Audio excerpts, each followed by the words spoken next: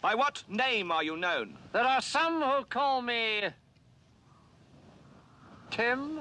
Welcome to another episode of Timmy Talks, the channel where we talk old school magic. And today we are back once again in the beautiful Amsterdam for the Raging Bull series. We have reached round number 6, the final round of the Swiss. And in round 6, we've got some exciting matches for you. We've got Ado, who's on a deck called Legends of the Dark Side. It's blue, black, and red. And he's taking on Herman, who's playing a blue and red deck called Sol'kan Bots. So I guess it's got Sol'kan, the Swamp King, in there, and a lot of robots. So I'm expecting trikes and suit cheese and whatnots, but we'll talk about that later in the deck tech section of this video. Before I do though, I would first like to point out that as always, you can also choose to first go to the games, check out the deck techs later. I know some people prefer to do that. The easiest way to do this is by checking out the description below, because there you will find several timestamps. One of those timestamps reads MTG Games. So just click on there. It'll take you straight to the games. And in that same description below, you can also find a link to the Timmy Talks Patreon page, because yes, I have my very own Patreon program. So if you like the content that I make, if you're enjoying these old school videos, please consider becoming a sponsor of the show by becoming a patron. Check out patreon.com/TimmyTalks. Okay, and now that you're fully informed, I'm going to continue with the deck decks. I'm going to start with the deck of the player on the left, and that is Ado. Let's take a look at his deck, Legends of the Dark Side. And here we see the deck of Ado, Legends of the Dark Side. And I mean, look at it. This is a beauty. You're coming to the Raging Bull series where there are so many top level players, tier 1 players. They build they net deck the best decks, you know, right, in old school. And they take that to the Raging Bull series. And then you've got people like Ado, which I love, absolutely love. They come to this tournament and they bring Nicol Bolas to the table. I mean, that is showing character and love for the game. I think it's fantastic that you're doing this.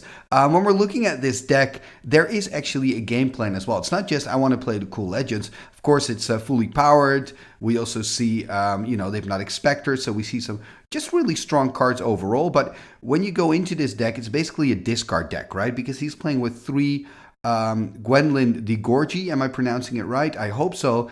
And Gwendolyn is actually a pretty good creature. It's a 1 blue, 2 black, 1 red, a 3/5 that reads tap, target player discards a card at random, activate only during your turn. So it's basically a better Disrupting Scepter, right? It is, of course, a creature, making it maybe a little bit more vulnerable than an artifact. On the other hand, everybody plays so much artifact removal as well. So it's kind of, to me, 50-50. But just having a 3/4 creature for 4 is really good stats. And that ability, of course, is pretty amazing. And she's only 4 to cast. You do need to have the right mana, of course. And then the other legendary creatures he's playing is Tetsuo Umezawa. And that's, of course, kind of a Royal Assassin. It's a 3/3 for 3, which are great stats. I mean, Royal is a 1/1 for 3. And it has an activated ability that looks a lot like that of the Royal, but you got to pay a lot of mana. So you got to pay a blue, a black, and a red. Then it says tap, destroy target tapped or blocking creature. And also nice thing to note here is that you cannot target Umezawa with any aura spells. In other words, you cannot play control magic on it or a weakness on it. You know, you can just not enchant it at all. So that's could be useful as well. But I think that ability is quite nice. But the cost to activate the ability is pretty steep. You need like 4 mana. Talking about high casting costs, we also have Nicol Bolas. And look at this bad boy, a 7/7. He's playing a 1/off. I love it. I love the fact that you're doing that, Ado. It's 2 blue, 2 black, 2 red to cast for this legendary creature, Elder Dragon. It's got flying, 7/7, and it reads at the beginning of your upkeep, sacrifice Bolas unless you pay a blue, a black, and a red. And then whenever Nicol Bolas deals damage to an opponent, that player discards their hand. So you can see that synergy here with the Wreck, right? He's only playing with 2 directs. I kind of, when I'm looking at the deck, would expect him to go more into the Wrecks and less into the Vices, although the Vices are probably just a better card. You know, Vice turn 1 is kind of a guaranteed 3 damage for your opponent, if you're on the play, of course, which is better than the Wreck. The Wreck can only work if you have everything put in place, if you have your whole discard plan working, then the Wreck can be good. So from that point of view, I understand the fact that he's only playing with 2 directs. Of course, what really fits that strategy are the 4 Hypnotic Spectres. Hypnotic Spectre, of course, we all know what it does. A 2/2 flyer. When it deals damage to your opponent has to discard a card at random. You know, and all that randomness is making all these discard effects so good, right? Remember, Gwendolyn is also discarding at random. I mean, I think that makes Gwendolyn So much better than a Disrupting Scepter, by the way, because with Disrupting Scepter, you get to choose. And then we also see, I mean, this is such a cool creature. And I'm like, where is this creature coming from? He's playing with 2 Yawgmoth Demons. I think that's just so badass. Yawgmoth Demon, a 6/6 for 6 mana, 2 black and 4. Flying, first strike. So there aren't a lot of first strike creatures that fly in black. But of course, in old school, if you're a 6/6 for 6, then you have to have a serious downside. The downside of Yawgmoth Demon is that at the beginning of your upkeep, you may sacrifice an artifact. So you don't have to. But if you don't, Yawgmoth Demon becomes tapped and deals 2 damage to you. And I really regret the fact that it gets tapped. If it didn't have that tap, you could just say, you know what? I'm taking the 2 damage, who cares? And I'm just going to swing in with my huge 6/6 first striker. But unfortunately, it also taps itself. And it's hard in old school to kind of then untap a permanent. Of course, you've got Twiddle, but it only works once. I guess you've got Yandor Saddlebacks, so you can kind of combine that, right? Is it the Saddlebacks or is it the other one? Is it Ebony Horse or Yandor Saddlebacks? Anyway, I'll show you the card on the screen. That's the right copy. I always mix those two up because they both have that horse art. They're both from the same set. Anyway, yeah, the deck of Ado. Your deck looks super cool. It's one of those decks when I see the photo, I want to build the deck myself. So, and I'm not happy with that Ado because I only have 1 Tetsuo and 1 Gwendolyn. So that means I would have to get another Tetsuo, another Gwendolyn, and those cards are not cheap. But anyway, a beautiful, beautiful, beautiful deck. Now let's take a look at the deck of your opponent, Herman. And here we see the deck of Herman. So this is a blue and red Sol'kan Bots. So he's playing with 2 beautiful Sol'kanars, the Swamp King. I mean, this is such a cool creature, 5/5 for 5, also a legendary creature. So we're seeing a lot of those beautiful legends. Hopefully we also get to see them in the game itself. That will be pretty sweet. And of course, the reason it's called bots is because those 4 Suchis are in here. So no Triskelions. I always think of Triskelion when you hear like a bot deck or bot in the title, but in this case it's just the Suchis. And of course he's also playing with a lot of other artifacts, the Moxen, he's playing with the Icy Manipulators, and he's playing with 3 copy artifacts main as well. So those copies are really, really good in this format because there are always so many like useful artifacts you can copy with them. And of course they're great to copy your Suchis.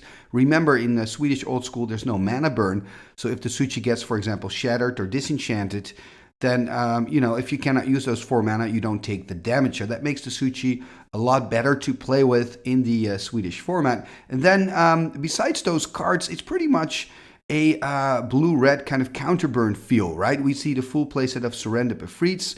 We see a lot of burn, right? We see lightning bolts, we see a psionic blast, we see a fireball, we see a disintegrate. So there's just a lot of direct damage happening here as well. This is looking like a pretty strong deck. And then of course you also have the Surrender Djinns, which again, I love the fact you're playing those, Herman. It's such a beautiful card. It's a 5/5 for 4 mana, but during your upkeep, it flies as well, by the way. But during your upkeep, you have to sacrifice a land. And if you sacrifice an island, you take 3 points of damage. So it's a pretty steep cost. It's, by the way, a 5/6. I believe I said a 5/5, but it's a 5/6. But yeah, this is looking like a really strong deck. And I'm also kind of, look at that sideboard plan. That intrigues me a little bit. It looks like a transformational sideboard, meaning that you really kind of change the plan of the deck after sideboarding. We see Winter Orbs in here, Ankh of Mishras, Blood Moons, Black Vices. So this looks more like a soft lock kind of deck. So maybe he takes out his creatures, put his sideboard in to just, damage his opponent, slow down his opponent with the Winter Orbs, and then burns him out, for the remaining points of damage. That's definitely a strategy that I can see working as well. Okay, we've looked at the deck of Ado, we've looked at the deck of Herman, and it only means one thing. We are ready to dive into round 6 between Legends of the Dark Side versus Sol'kan Bots. Game number 1, here we go. So on the left, we have Ado, who's playing his Legends deck. And on the right, we've got Herman, who's playing Sol'kan Bots, I should say. It's blue and red, I believe. And the deck of Ado is blue, black, and red. And here we see an island being played by Ado and a pass to Herman. Herman starting with a Mishra's Factory and a Mox Sapphire passing the turn. So both of these players playing with beautiful decks. Really curious to see who's going to take the win here. Here we see a Badlands being played out. And okay, there's an Ancestral Recall. So he's going to draw 3 cards. That's a great start here for Ado. Finding that Ancestral. I'm going to tap 2. And there's a Demonic Tutor. then I always have to ask myself the question, what will he tutor for? I have no idea. We're just going to see. I'm not even going to speculate. Let's see what he goes for. There's a Yakmov demon in there. It's probably not going to pick that one, right? Such a cool creature. Hopefully we get to see the Yakmov demon in action later in this match. Oh, of course, a Loa could be an option. How many cards does he have in hand? Gwendolyn. He's going for Gwendolyn. Oh, that is so cool. I love it, Ado. So this is the 3/5 creature, right, that you can tap to force your opponent to discard a card at random. And it's only 4 to cast, so we can play that next turn. Anyway, passing now to Herman. Herman attacking for 2. So there we see Ado dropping to 18. And look at that, a Library of Alexandria being played out here by Herman. So that's really good. That's going to help him. And there we see a Badlands being played out. Going to tap 4. Are we going to see the Gwendolyn? There's the Gwendolyn de Gorgie. So cool. Yeah, Herman reading this card. I always find that a compliment. If you cast a card and your opponents have to read it, it's just as great. There's no better feeling. And the next turn, of course, Ado can start using Gwendolyn to force Herman to discard a card. And remember, it's at random, so it's super annoying. So I think if you're Herman, you probably want to find an answer to this threat. The problem, of course, is that Gwendolyn has 5 toughness, meaning he needs to have a Bolt and a Psionic Blast. Looks like Herman has some additional questions about Gwendolyn. But let's see what Herman can do here against the Gwendolyn. It was looking great for him with that Loa. I mean, it still does, but again, the Gwendolyn is a problem because it forces you to discard at random, so you cannot kind of make the choice yourself. So he's going to play a Volcanic Island here.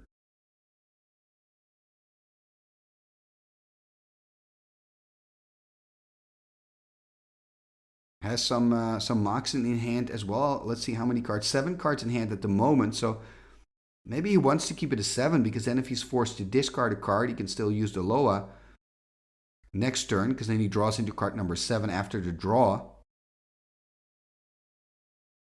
But yeah, this is kind of tough for Herman. I mean, that 5 toughness makes it difficult to deal with the Gwendolyn. He is attacking, kind of signaling to have a Bolt. I'm expecting Ado here to just take the damage. That means he would drop to 16. Looks like he is looking up something on the phone there. Anyway, putting it away now. Let's see what he does. Going to go down to 16. And taking his turn. Yeah, that makes sense. I mean, you don't want to block and then get it killed by a Bolt. That would be a really bad exchange. Yeah, of course, it's then 2 cards gone for Herman. But also keep in mind, he's got that Loa. So there we see an Underground Sea, and he's probably going to use the ability. There we go, going to use the ability. I love it. Gwendolyn in action here on Timmy Talks at the Raging Bull series, and the Bolt here is gone. And this is just great. Great to see these cards. Great to see players like Ado bring a deck to the table with those cards. And Ado saying, no, not so fast. I want to do something else. There's a Chaos Orb. 5 cards in hand. I wonder if he's going to flip on the Loa. I mean, it makes sense, right? To flip on the Loa here. There's a Time Walk. Oh, man, that Time Walk is really good, because then you can use Gwendolyn again, and maybe then you don't even have to flip on the Loa. It does look like he's going to activate it. We're going to activate the Chaos Orb, and he is going to flip on the Library. Let's see if he hits. There we go. Up, it's a hit. Well done. Beautiful flip. Loa is out of the game, and now Ado is going to take on his extra turn. Drawing card for turn here, and yeah, I'm expecting him to use that Gwendolyn, of course. There we go. Gwendolyn activated again. Second activation. Yeah, this is really tough for Herman, losing the IC here. The Time Walk was pretty devastating. Going to tap 3. Okay, there's a Tetsuo Umezawa, a 3/3 creature. And you can tap it to destroy target tapped or blocking creature. You do have to pay a blue, a double black, and a red for that ability though. But it's definitely a cool creature. Okay, now we see a Serendip in hand. Could cast a Serendip, do something with that. Okay, there's a Bolt. So he's going to go for double Bolt here, it seems. There's another Bolt. Yeah, you have to get rid of it. Yeah, and this is the downside if you play with direct damage as your only removal, which a lot of players do, you know, but then it means that you're going to have a tough time dealing with creatures that have a toughness of more than 4. You know, Psionic Blast can take care of all those 4/4s in the format. Your bolts, of course, for the 3 toughness and lower, but those 5 toughness creatures are really difficult to deal with. You know, that's one of the reasons that Juzam Jin and Urnam Jin are also very popular creatures in the format. Here we see the Wreck hitting the board, and I believe only 1 card in hand for Herman, right? So that's going to do damage as well. Oh, Enemy dead, getting back the Gwendolyn. Oh, Herman. Oh, I feel for you, man.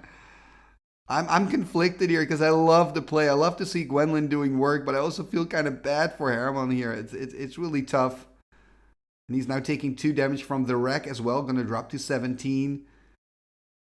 And this is just going to be really, really difficult. Okay, Ancestral Recall, that's something.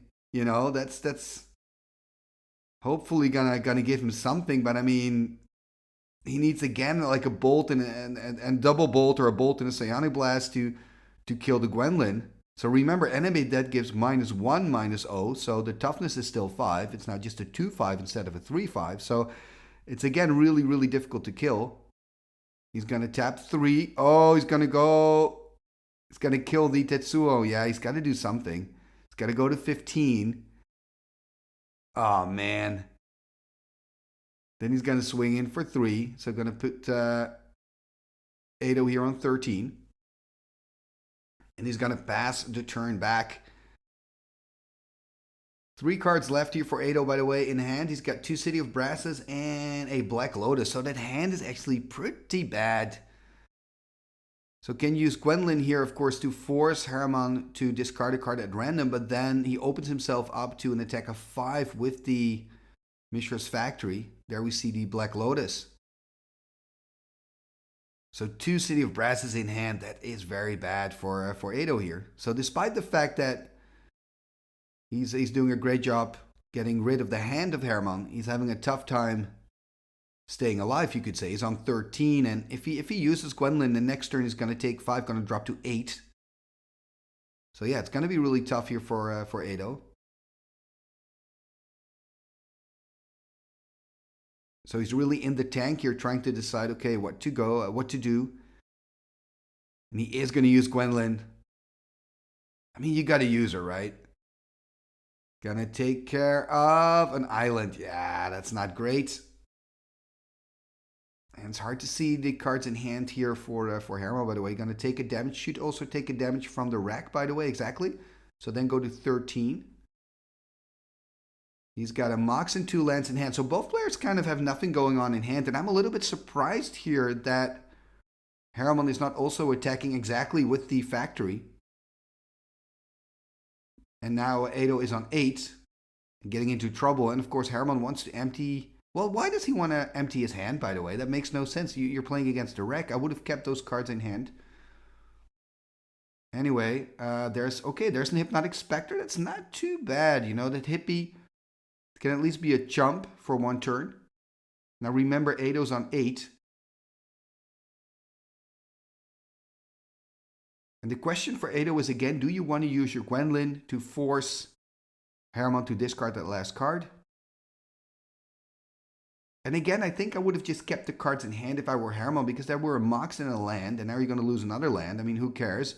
But now you're going to take 3 damage from the Wreck next turn. So untap, upkeep, take a damage, and 3 damage from the Wreck. You see, he also keeps forgetting about the Wreck, and it's a pretty serious deal. You're now on 9. And just with 1 card in hand also kind of means you have to keep playing those cards. There's the Animate, there's the attack. Pretty nice draw, by the way. There's a Factory. He can pump his other Factory to a 3/3. I mean, if he doesn't block, if Ado doesn't block, he's going to drop to 2, which is pretty bad. I feel like he has to block here. I mean, if he doesn't, he goes to 2. He can attack Herman for 4, put him on 5, and Herman will then take 3 damage. Okay, he's just going to take the damage here. Going to go to 2. Ado needs something right now. I'm really enjoying this first game, by the way. It's very tense, very close. Ooh, what's that black card in hand? Is it? Yeah, it's another Hypnotic Spectre. Okay, that's actually pretty nice. You could attack for 2, put him on 7.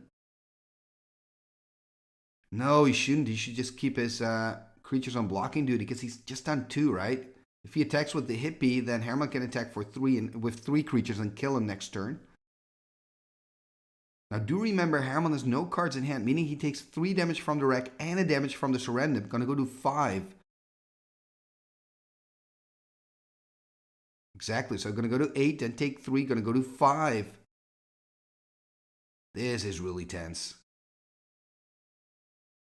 It's a difficult spot to be in for Herman. If Herman attacks with everything, he's kind of forcing Ado to use his 2 hippies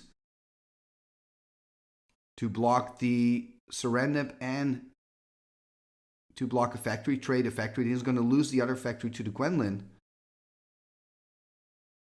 And he will only have a Serendip left, and he's going to die next turn, actually. This is tough for Herman. It makes sense that he takes his time here to come up with a strategy. But I think there's no way out for him, to be honest. Yeah, he's going to attack. He's going to force Ado to use the Hypnotic Spectres. But like I said, Ado can just say 1 hippie in front of the Serendip, 1 hippie in front of the factory, and then Gwendolyn in front of the other factory. And then next turn you can attack with your Gwendolyn. You can deal 2, put him on 3, pass turn, then he's going to die to the wreck. Again, it's really easy, of course, for me now to do this, looking at it from a distance, to make these conclusions. And here are the blocks, and it looks like Ado came to the same conclusion.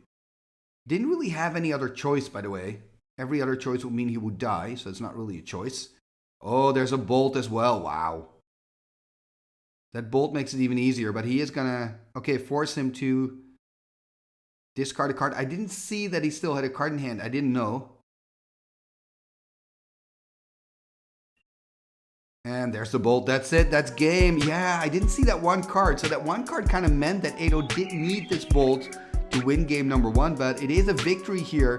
And what a close and interesting match this was. Both players are now going to dive into their sideboards, and we will catch back up with them in game number 2. Game number 2, here we go. So we've got Herman now on the play after losing that first game, and look at that. He's got a Winter Orb in hand, meaning he's probably used his sideboard plan. Remember, he's got a sideboard of Winter Orbs, Angav Mishras, Black Vices, and also Blood Moons. So I wonder if he completely went for it or partially went for it. We'll see. Starting here with a Mox Pearl and a basic island, passing the turn. Oh, look at that opener. Library of Alexandria. There you go. Okay, and probably his Ancestral Recall, I assume, on end step here of Ado. So also for Herman, a pretty good start. Can't complain. And I assume Ado is using his Loa in the upkeep of Herman. But a very explosive start for both players. There we see a Volcanic Island. Tapping the Pro. Yeah, I assume he did it on end step, right? Because then he gets to untap the island. Oh, look at this Black Vice. That's a great answer to the Library of Alexandria of Ado. Ado in trouble here. Gonna take 4 damage, right? If I'm not mistaken. Exactly, gonna drop to 16. Yeah, man, this is tough for Ado. Has to start emptying his hand. There's an island to begin with. There's a Mox Jet. Ooh, into Sol Ring. Into Chaos Orb. So actually doing a pretty good job at emptying his hand. I believe 5 cards left. We see a Tetsuo Umezawa there in hand. And it's the 2 blue Elemental Blasts. I believe a red card squashed in between. And a City of Brass. I wonder what that red card is. Can't really identify it. But 5 cards in hand. For Ado, I wonder if he's going to use the Chaos Orb. No, he's not going to pass, I mean. And of course, Herman can only untap 1 land because of that Winter Orb. Let's see what he can do in his turn number 3. Going to tap 3. Okay, there's a Serendip. So kind of saying to Ado, you know what? Use your Chaos Orb. Or not, then you're going to take damage. It's up to you. So Ado now has a decision to make. So on end step, going to use the Chaos Orb. And exactly going to flip here on the Serendip. It's a hit. I mean, I have to say I'm impressed by the flipping technique of Ado. It's very relaxed and just one hand, whoop. Hits the card. It's going to take his turn now, and I believe he should have taken a damage from the Vice, right? Because he had 5 cards in hand, or am I missing something? Anyway, playing a City of Brass. Yeah, and I think he's seeing that now as well, so it's going to go to 15. Yeah, this could become a pretty complex game during the upkeep now with the Winter Orb and the Vice, and I believe also Edo playing with Vices. Here we see the Tetsumo Umezawa hitting the board. Of course, taking a damage from the city as well, so going to go to 14. 3/3 legendary creature that you can tap to destroy target tapped or blocking creature, but then you do have to pay double black, a blue, and a red, so it's pretty steep cost for that ability. There's a Mishra's Factory here being played out by Herman, and he passes the turn. And then, of course, Edo has to decide what land to untap. Is he going to go for the city or the island? I think if that's an Hypnotic Spectre there in hand, you would definitely go for the city. 4 cards in hand, by the way, so it doesn't have to take any damage. Yeah, going to go for the city. So he's on 14. There's an Underground Sea. So now we can play out that Hypnotic Spectre without taking any damage. First the attack with the Tetsuo. So that means 17 here for Herman. Gonna tap down 4. Remember, no mana burn in Swedish, so that's fine. Gonna play a 2/2 flyer, the Hypnotic Spectre. And that's kind of a nuisance here for Herman, that hippie. Can he find an answer? Is, of course, playing with a full playset of Bolts and a full playset of Psionic Blasts. Gonna tap 2 here, it seems. Oh, gonna tap way more. 4 in total. Ooh, there's an Icy Manipulator. That's quite nice, because he can use the Icy to tap down his own Winter Orb to deactivate it. And if he does that on the end step of Edo, it means he gets to untap everything again on his side of the board. Winter Orb and Howling Mine are the only 2 artifacts you can deactivate by tapping them down. Card number 4 here drawn for Edo. Again, a red card. Is that a Fireball or Shatter maybe? It's hard to see. There's the attack for 3. And Herman here choosing to tap down the Hypnotic Spectre, which is understandable. Doesn't want to lose a card in hand. And there's the pass. Okay, just a pass turn.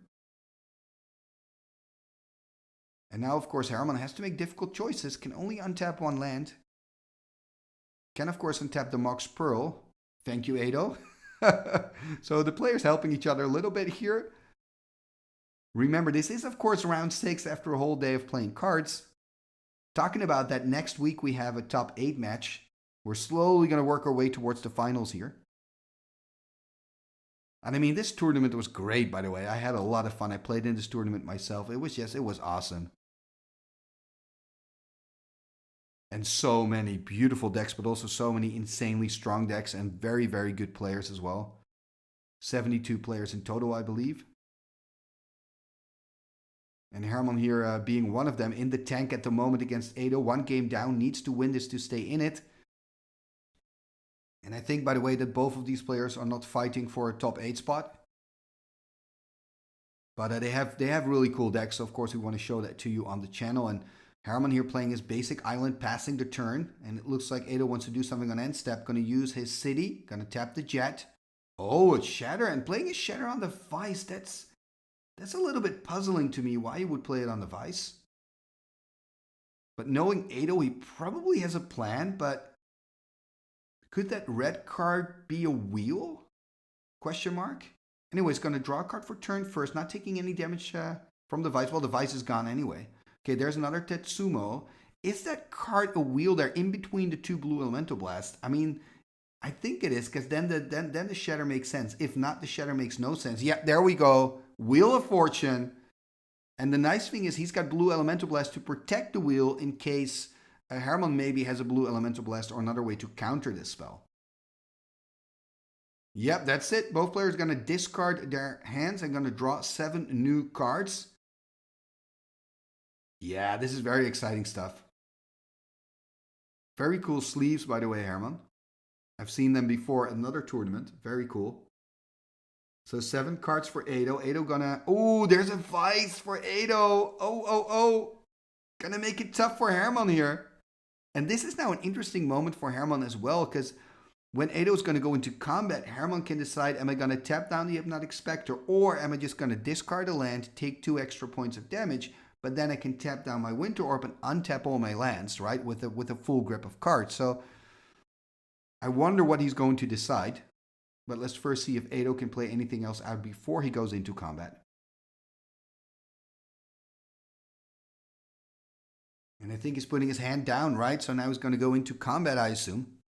How this works, by the way, with the IC Manipulator is, I would like to go into combat. Would you like to respond? And then your opponent can tap down one of the creatures. So you don't know with what creatures he's going to attack yet when you make that decision. Anyway, here we see Herman taking the damage. And he is forced to discard a card. That's a Winter Orb, which is not too bad. So Herman now on 9. And Herman can, of course, now tap his own Winter Orb on end step. That's what I'm expecting him to do here on the end step of Ado, of course. Yep, that's what he does. He's going to untap everything again. And I believe, was that 6 cards in hand for Herman? So should take damage here. Looks like both players are forgetting. That's unfortunate because I think in these close matches, every point of damage really counts. So it should actually be on 7. Maybe they will correct it later. Anyway, let's see what Herman can do. So Badlands, playing a Bolt on the Hypnotic Spectre. Hypnotic Spectre gone. Also has a Strip Mine in hand. Would you use that? Anyway, tapping a blue. Okay, there's a Black Vice. 5 cards in hand for Ado, so the Vice could be relevant. Ado has a Bolt in hand, so if he animates the factory, Ado could bolt the factory. Gonna tap 2 more. Oh, a copy on the IC. That is a very good move. Oh, this could become so annoying for Ado. And I'm actually happy with that. I'm hoping that Herman wins this, that it's a 1-1, we get to go into game 3, because that would just be a lot of fun. Here we see a strip of the Underground Sea.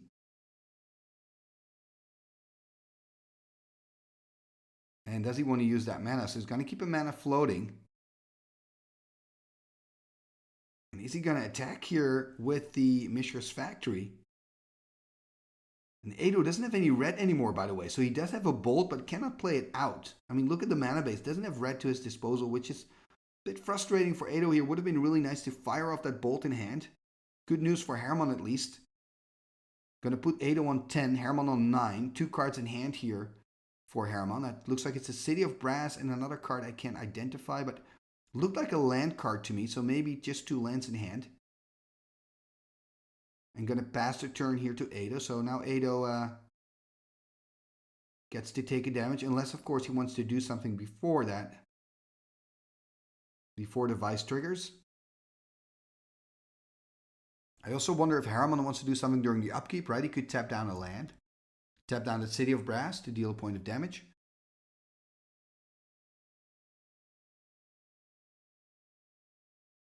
Yeah, it looks like that's exactly what Herman wants to do. Already tapped the Volcanic, I believe. And then on the life total here of Herman, the Bolt. So he's going to go to 6. So now 4 cards in hand. And passing the turn. Well, actually, he had the turn. So was his upkeep. I mean, go to the draw phase, the draw step. Anyway, there's a Badlands. 9 cards in hand, 9 life, 4 cards in hand. Now after playing out the Badlands. And ooh, there's the Rack. Okay, so that could be relevant. So remember the Rack, you take a damage for each card less than 3. So now Herman has 2 cards in hand, so we'll take a damage. There's the pass. And ooh, he's gonna tap the Tetsumo, the 3/3 creature. Could have also chosen to tap down his own Winter Orb, of course. Gonna draw a card for turn, I believe. He's missed the damage again, unless the Wreck. I think the Wreck is under 3, right? Let me know in the comments if I'm missing something. I also make a lot of mistakes still, to my own surprise, to be honest. Anyway, there's an animation of the factory attacking for 2. And look at that, he's gonna drop to 7. So 6 against 7. And there we see the factory of Herman. That means he's got 2 lands still to tap some stuff down. And now Edo has to make the decision. He's going to untap the City of Brass because it gives red mana probably. Well, he's got the Badlands though. And here we see Herman wanting to tap down the city in the upkeep. In response, does he want to do anything with it? Yeah, this doesn't work. Red Elemental Blast on copy artifact doesn't work. You can Red Elemental Blast a copy artifact when you cast it because then it's still a blue spell. But once it resolves, it takes over the color of the artifact, which is in old school always colorless. So you cannot target it anymore with the Red Elemental Blast, which is quite odd because look at it. The card is very, very blue, but it's not anymore. And maybe a fun fact, by the way, I believe Clone takes over the color, but Vesuvian Doubleganger doesn't. Vesuvian Doubleganger stays blue. So there are all these like subtle differences per card. Ooh, Gwendolyn is back. She did a lot of work in that first game, and now she's back to 3-5. That Edo can tap in his own turn to force Herman to discard a card at random. Yeah, and of course, still has to take a damage, by the way, from the City of Brass, so would drop to 6. Both players on 6 now. Oh, man, this is such a close game. I just hope, and I just really hope that they're going to remember the wreck trigger next turn. And I know these both players very well, by the way. They're really nice guys. They're like not missing these triggers on purpose. I can absolutely guarantee you that. It's round 6. It's been a long day. And there's a lot happening in this match. But I really hope they're going to remember that wreck trigger because it's very impactful for the game, right? Oh, it looks like he's missing it again. 3 cards in hand. Yeah, now Edo's saying like you've got the wreck, so he's going to go to 5. Okay, they're not missing the trigger again, so that's good news for the match. There's a City of Brass. Yeah. Do you want to play that out, right? You do, because then you've got more lands, but then again, it also means you need to take an extra damage from the wreck, or again a damage from the wreck next turn. And of course, Edo has a Gwendolyn going to force you to discard a card as well, and you're on 5. And whenever you tap the city, you take a damage. So I think, I don't know, maybe I would have kept it in hand. Of course, I don't know the other 2 cards in the hand of Herman. Yeah, another City of Brass. And what's that other card? I think it's just another land. Maybe another city. Maybe he's city flooded. Anyway, Edo untapping here. Untap, upkeep, draw. No damage from the Vice of Herman. 3 cards in hand for him here. 2 cards in hand. Now, one is the Red Elemental Blast. The other one, a blue card. Ooh, is that a Psionic Blast in hand? Wow. Psionic Blast can deal 4 damage. So that would put Herman on 1. That means he can win it, right? He could use the Gwendolyn. Force Herman to discard a card. That means he would take 2 damage next turn, go to 3. Then play the Blast. But he doesn't have any blue. Oh, he doesn't have blue mana. Okay, sorry guys, that took a long time to realize. He doesn't have any blue mana. And now Edo wants to attack, and in response, Herman is going to tap down to Gwendolyn. And yeah, I think both players are kind of looking up how this works rules-wise. If Edo can still use the Gwendolyn to force Herman to discard. Now, the cool thing about Gwendolyn is there are 2 things here that are actually relevant. So first of all, the way Icy works now under the modern rules is you say, I want to go into combat, do you want to respond? So your opponent can respond by tapping down the Gwendolyn. But that means you're still in your main phase. So even if you can only use your Gwendolyn in your main phase, then you can still use it. But the cool thing about Gwendolyn is you can use it anytime during your turn. It's not like a Disrupting Scepter. Right? Disrupting Scepter, I believe you can only use during your main phase, like not in your upkeep. But Gwendolyn, whenever it's your turn, you can use her. So during your upkeep, on the end step, during combat, you can use her. So that's just a little thing. But of course, hey, you don't play against Gwendolyn every day. So, I mean, it's very normal that you want to look up these interactions, and especially when a game is so close. So we see Gwendolyn here being used, Herman losing a card, only 1 card left in hand. So that means 2 damage for him, going to go to 3. And there's, of course, that Psionic Blast in hand for Edo. But Edo cannot play it out because he doesn't have any blue mana. So regardless, Herman is going to have one last turn to try to win this. I think. That's my analysis, of course. Because that other card in hand of Edo is a red Elemental Blast. And I believe the other card in hand for Herman is just a land. So it's not going to be very significant. There's the pass. Yeah, so Edo being defensive here. Which makes sense. Because he knows as soon as he gets to untap an island, he can play that Psionic Blast to win the game.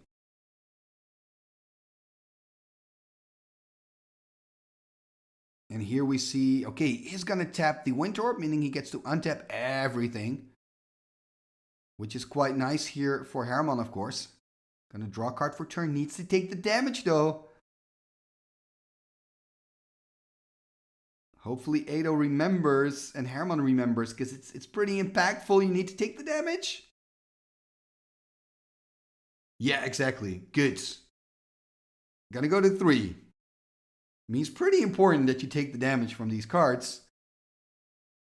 There is a factory number 3. Oh, man. This is so interesting.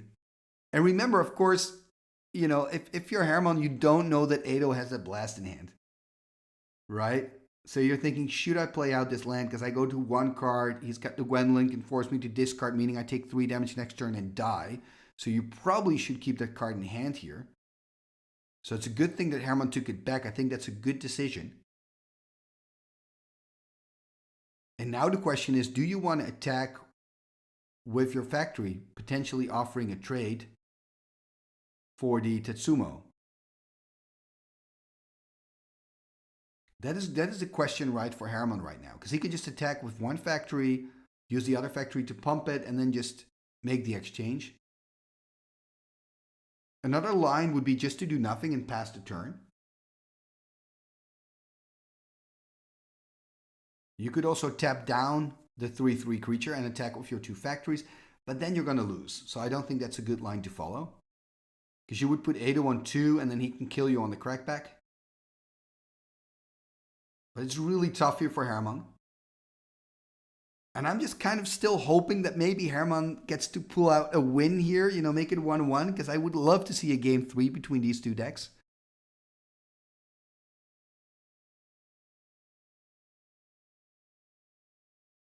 So, of course, Herman here really taking the time.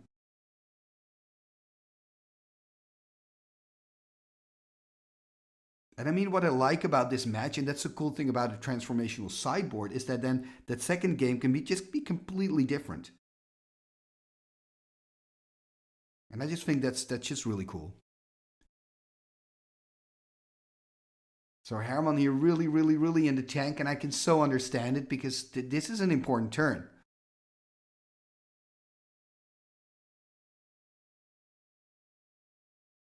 And you can see that City of Brass, by the way, all the way at the side there of the playmat. Like, I don't want to touch this City of Brass. So he's really realizing the danger that he's in. He's probably just thinking, do I want to attack or not? Gonna animate. He is gonna attack, I think. Right? I mean, yeah, he is gonna attack here. And I mean, if Edo would have the mana, he could use the ability of the Tetsumo. But doesn't have blue mana, right? So cannot use the ability. Probably gonna block here. I mean, it could take 3, go to 3. But then if one of those 2 cards in hand of Herman is a bolt, you die. So I don't think you want to take the risk. So he is gonna block here. And Herman making the trade after offering the trade. So pumping the factory. So both creatures die.